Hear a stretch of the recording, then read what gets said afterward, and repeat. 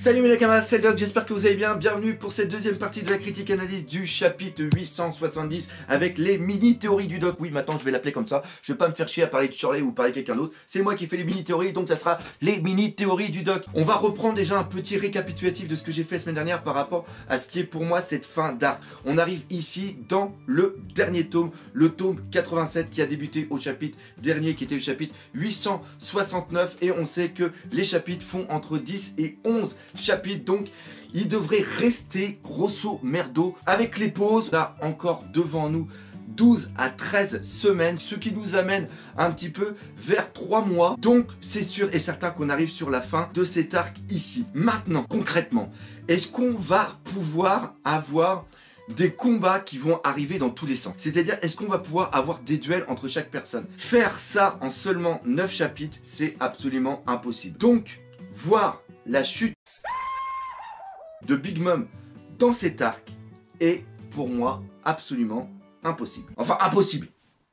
À 98%, on laisse toujours 2% avec Ishiroda, on sait jamais ce qui peut se passer. Alors c'est sûr qu'il va y avoir des combats, on est dans un shonen, et là tel que ça mène les choses, Ishiroda ne peut pas de nous terminer sur une fuite sans qu'il y ait de combat. Encore une fois, il va y avoir ce chapitre 873 dont j'avais parlé il y a déjà 2 semaines par rapport à toute cette mise en place au niveau des chiffres, et même il y a peut-être aussi le chapitre 874 qui correspondrait, elle, au changement justement par rapport aux chiffres, à un nouveau Gear 4 qui serait peut-être annoncé, parce que concrètement, cette chute ne peut pas être. Ça fait un petit peu comme la rencontre avec Aokiji. Aokiji arrive de nulle part, on sait après que c'est un amiral, on sait un petit peu la puissance et ils ne peuvent absolument rien faire. Et ça, Ishiroda nous met ça en place pour justement nous dire, regardez ce qui existe, et là pour l'instant ils sont pas du niveau. Et là c'est exactement ce qui va se passer. Rappelez-vous quand même qu'elle avait 5 ans et qu'elle a laté la gueule à des géants. Et les géants c'est pas n'importe qui. L'autre il était vieux, donc d'accord, mais il avait quand même de la patate le pépère. Et là ce qui se passe c'est que à travers ça, on va voir un combat, on va voir des choses assez intenses qui vont être faites, mais comme pour Doflamingo, il ne va pas pouvoir aller au-delà d'un certain niveau. Big Mom va sûrement vouloir le tuer, et c'est là d'ailleurs où intervient l'élément important de Sanji. Il a justement cette lucidité que Luffy n'a pas. Luffy va continuer à combattre. Il va continuer, pourquoi? Parce que tout simplement, devant Fujitora, il a dit, plus jamais je ne reculerai. Zamiro, la marine, les empereurs, je vais tous me les bouffer. Je veux les dépasser parce que je veux être justement le seigneur des pirates. Et ça arrivera. Un jour, on aura sûrement la victoire de Luffy, peut-être sur Kaido, même sur Big Mom, mais ça ne sera pas présent ici. Sanji va être là justement pour le tenir, lui dire, non c'est bon, on a rempli nos missions, on va reculer et on reviendra pour mieux lui latter la bouche. Il y a eu un très gros truc qui a été mis en place scénaristiquement à travers une liaison entre Big Mom et Elbaf, et il y a cette liaison entre les Mugiwara à travers Usopp et Elbaf, et donc ce combat final entre Big Mom et Luffy aura peut-être lieu dans cet arc Elbaf, tel que Ishiroda a l'habitude de nous montrer les choses. Ici, on a seulement une prémisse de ce qu'il va y avoir plus tard. Le parallèle, parce que je sais que beaucoup de personnes aiment bien regarder le parallèle entre ce qui s'est passé avant au niveau de Grand Line et ce qui se passe maintenant dans le Nouveau Monde, c'est tout simplement Impel Down. Le but du jeu, c'était de sauver Ace. Malheureusement, la mission n'a pas pu être accomplie parce que Ace était parti plus tôt. Et ça s'est terminé par une fuite, c'est-à-dire qu'il y avait Magellan qui ne pouvait pas combattre.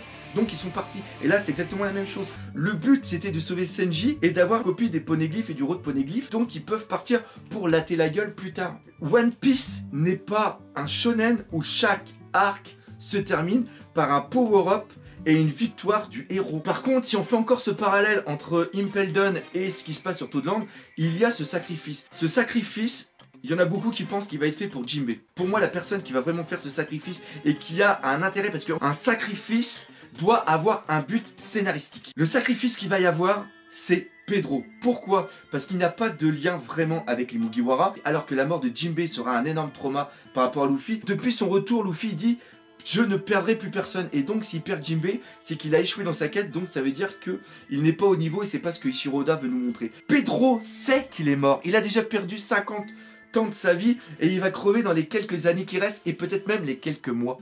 On ne sait pas combien de temps il reste, seul Pedro le sait. Et Pedro est un élément important, c'est que c'est le frère de Pecoms.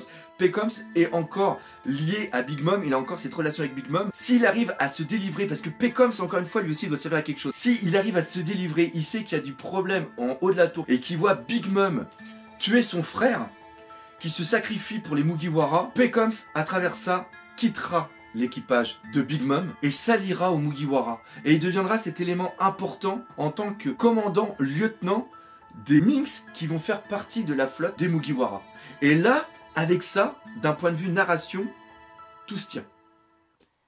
Voilà, tout se tient. Et là maintenant, on va parler des combats qu'il va y avoir entre les Sweet Commander et le reste de la famille avec les Vinsmoke. Le fait d'avoir un duel entre tous, ça va être très long à mettre en place, mais vu que ce sont des duels subalternes, ça peut être résolu en un demi-chapitre. Le fait que toutes les personnes volent, dans l'équipage de Big Mom, il n'y a aucune personne qui ne peut voler, sauf Mondor. Il maîtrise le papier à travers ses livres. Donc là, on peut penser à un truc, c'est-à-dire que peut-être qu'il peut faire des sortes d'avions volants, des Sweet Commander ou d'autres personnes qui se mettent dessus pour pouvoir poursuivre. On a aussi un autre personnage qui est important, qui est tout simplement Katakuri. Katakuri voit le futur, que l'élément important de cette fuite, c'est Capone BG avec César, donc de passer à travers les Vinsmoke pour aller atteindre justement Capone, lui foutre une sorte de truc gluant autour, ainsi de l'emprisonner. Sauf que là intervient deux personnes qui vont être super importantes, Jinbei et Nami. Oui, car Nami, elle doit avoir son importance ici, elle doit avoir son moment de gloire dans cet arc. C'est la meilleure chose que je vois par rapport au fait qu'elle maîtrise des éléments, donc la tempête qu'on avait vu avec Zeus, mais c'est surtout l'eau.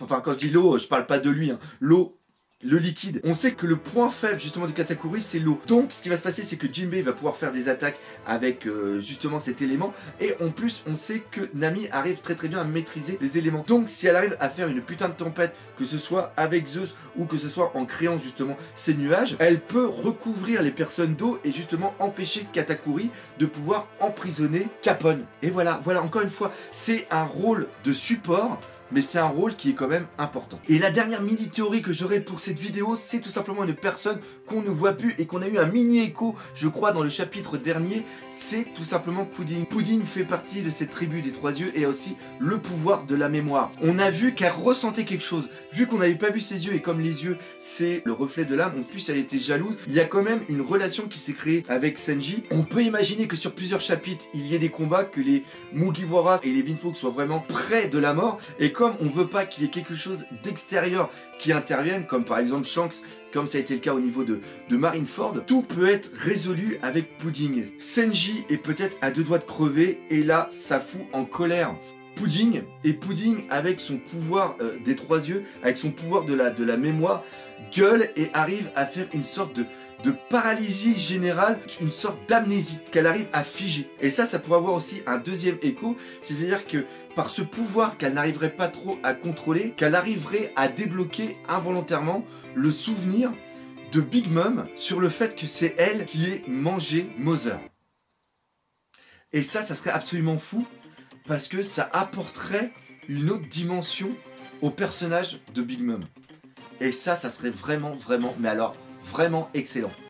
Par contre, probabilité que ça arrive, ouais, on va tabler dans les 15%. Bref, tout ça pour conclure que cet arc pour moi aura une fin en fuite, mais n'aura pas une fin en victoire. Et il faut se rappeler aussi un truc, Luffy, malgré tout ce qu'il fait, il a quand même dû combattre pendant plusieurs heures Crackers, et il a réussi seulement que l'avoir grâce au support de Nami. Physiquement, même s'il sort un Gear 5, et je ne pense pas qu'Ichiro Oda soit le partisan de foutre un putain de power-up qui pourrait latter la gueule d'un Yonkou en un seul coup, je pense que ici on est dans une hype future pour l'arc de Wano Kuni. Lui par contre fonctionnera par la chute d'un Yonkou, et après il y a vraiment Big Mom qui va intervenir sur l'arc d'Elbaf, parce que c'est ici que l'arc Elbaf prendra toute son importance. Donc voilà, c'est là-dessus que se termine cette vidéo. Encore une fois, j'espère que vous l'aurez apprécié. La dernière a vraiment bien fonctionné et c'est vraiment un format que je prends énormément de plaisir à faire, de penser un petit peu à des théories folles, parce qu'elles sont là aussi pour ça dans cette vidéo. Comme d'habitude, si vous avez aimé cette vidéo et si vous voulez partager cette vidéo, n'hésitez pas, parlez-en autour de vous, laissez des commentaires justement pour penser, pour réfléchir justement sur mes théories. Et comme d'habitude, n'oubliez pas le principal, One Piece, putain, c'est la vie. Allez, salut mes nakamas.